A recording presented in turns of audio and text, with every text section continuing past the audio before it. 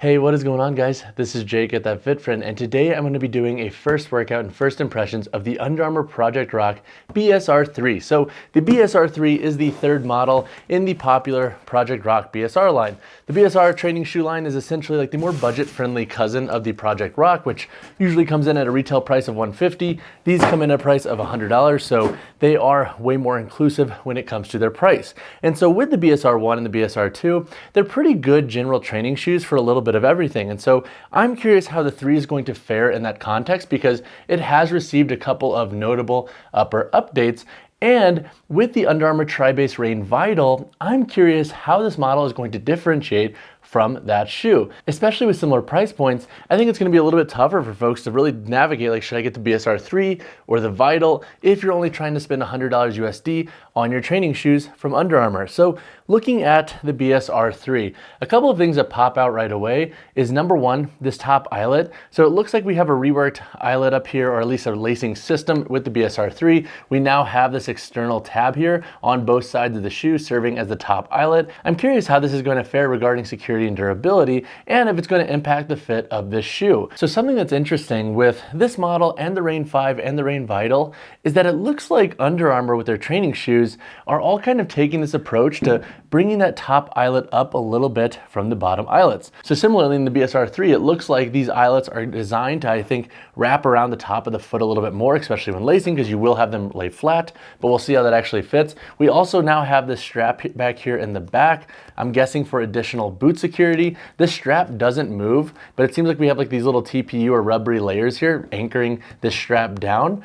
I'm wondering how much this is actually going to do regarding security, because it doesn't really move. It seems like it's just sewn on. So is this for looks, or is there some form of functionality there? We'll see. I think that it's probably designed obviously to help out boot security, but I think the BSR 2 had boot security issues at all. So I'm curious how much this is actually going to add to the shoe's performance, or if it's just going to add some extra weight to this model. We still have that charged midsole in the shoe. We still have the Tri-Base tech, and it looks like we now have some synthetic layers here on the lateral and medial side for additional support, and we have a synthetic layer here wrapping the toe box. So overall, there are some commonalities between the BSR 3 and the BSR 2, but there are also some upgrades. But honestly, will those upgrades impact performance? We will have to see. I have a front squat workout with some running and some hack squats today. It's going to be a killer, but I will see you guys for the post-workout breakdown.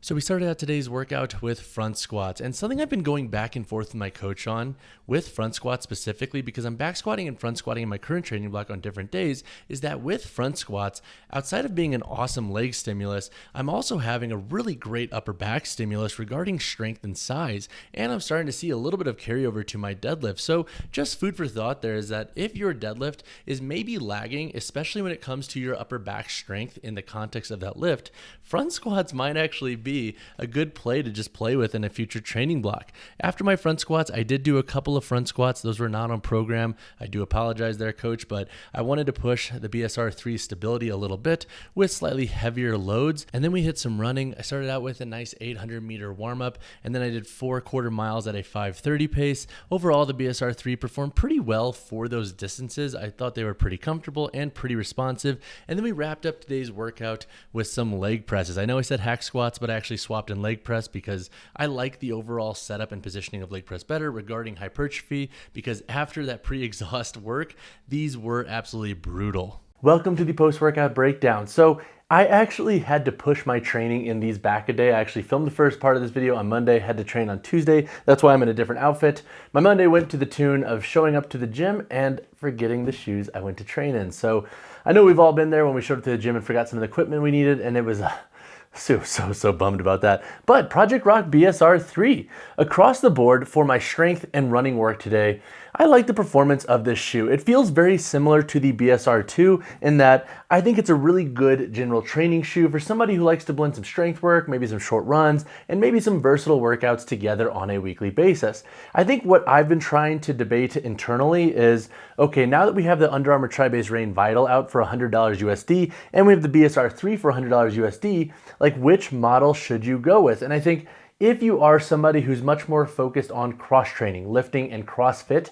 and you need a shoe around $100 for that, then the Rain Vital will be your best move. And then conversely, if you're somebody who wants a training shoe that's a little bit more general with its construction and performance, and that you can wear on a daily wear basis, I actually think the BSR 3 will be your best call. This model is pretty comfortable. I like the booty construction, and I know I was a little bit concerned about this top eyelet, but I didn't notice any pressure with this model like I did with the Rain Vital and the Rain 5 regarding the top eyelet construction. So I don't think that's going to be an issue for most folks, and I think it probably has to do with the booty style construction, how it is a little bit more padded up here, and how these eyelets actually wrap in a little bit more versus giving more contrast to where you are going to get a little bit more of that lace pressure. But I thought the shoe did pretty good. Now, when it comes to like my front squats, I did some back offsets with this model at 275 pounds, and I honestly wasn't the biggest fan of them for that. And I think that has to do with the toe spring and the thicker midsole. I felt like I was coming up on my toes a little bit more than I would prefer. So when it comes to barbell training, I would probably limit how much I'm gonna use the BSR 3 for.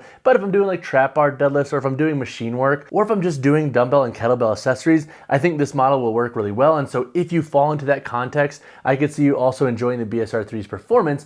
And that being said, and speaking of the BSR 3, I think if you liked the BSR 2 and how this model performed, then you will like the BSR 3. In my BSR 3 review that will come out in a few weeks, I will have a comparison of these two shoes to go over construction differences, but this model has been reworked a little bit regarding its midsole, and its upper has been tweaked a little bit. But when it comes to its stability and versatility, it is very identical to the BSR 2, in my opinion. And I honestly think the upper might actually be a little bit more comfortable in this shoe. I need to put them both back on again and kind of wear them at the same time to get a better feel there. But for the most part, I really enjoyed the kind of like sock-like fit of this model. Plus, you do get a decent amount of volume down here in the forefoot, which is nice because you don't have a removable insole in this shoe.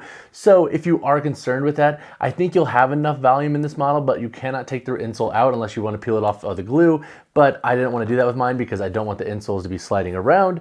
So just food for thought there. And so then to add to this shoe's lifting performance, I do like the tri-base tech on the outsole, and I like that there are a couple of breaks up here in the forefoot. It makes this shoe a little easier to break in because similarly with the other BSR models and with the Rain 5 and Rain Vital, this model is a little bit thicker. It's going to take a little bit more time to break in. So if you do invest in this shoe, I would say expect a week or two for this model to start really like breaking in through the midfoot and forefoot and giving you more articulation. I feel like that's been a common suit with most Under Armour training shoes as of lately, or at least of the last few years. And I really enjoy the upper in this model thus far. I like the synthetic overlay up here on the toe box, gives you a little bit of extra support. And then I do like these little synthetic overlays here on the lateral and medial side. It might not seem like much, but the shoe did feel pretty secure. And even when I was running slightly faster paced runs at 5:30 pace for quarter miles, not full 5:30 miles yet, I enjoyed the way this shoe felt and performed. So I do think most folks will resonate with the upper in the shoe. And if you prioritize like comfort in your shoes and you want something for just daily wear, I could see this also being a hit for you because the mesh I thought breathed pretty well. When it comes to sizing in the shoe, I would say go true to size. Now, if you wear Under Armour shoes currently, and more specifically training shoes, go with the same size that you wear with those models in the BSR 3. The length fits pretty true, and the width is what Under Armour describes as regular. I would describe that as neutral. It's not going to be the widest shoe on the market, but with the spacious upper volume, it is going to fit, I think, a little bit better for neutral feet compared to something like the Rain Vital, which does have a slightly lower profile upper. Overall, the BSR 3 has been a strong shoe. Once again, it delivers a pretty good, well-rounded general training performance, but I will have a full review on this model coming out in the next few weeks. And speaking of other updates on the channel, I am wearing this hat pretty low today because I have a massive pimple on my head and I'm super self-conscious about that. And I'll also be at Wadapalooza this weekend. So if you are around, definitely reach out. Let's link up. I would love to give you a big hug and say thank you for supporting the channel. Or we could just shake hands if you're not down with the hug, but either way, I would love to link up. So if you're around, please let me know in the comments or reach out on Instagram. And then also, if you don't feel like waiting for my full review on the BSR 3 before investing in the shoe, but you have follow-up questions, definitely drop a comment down below or reach out to me personally. And as always, guys, drop a like on the video, subscribe to the channel. I'll see you in the next one.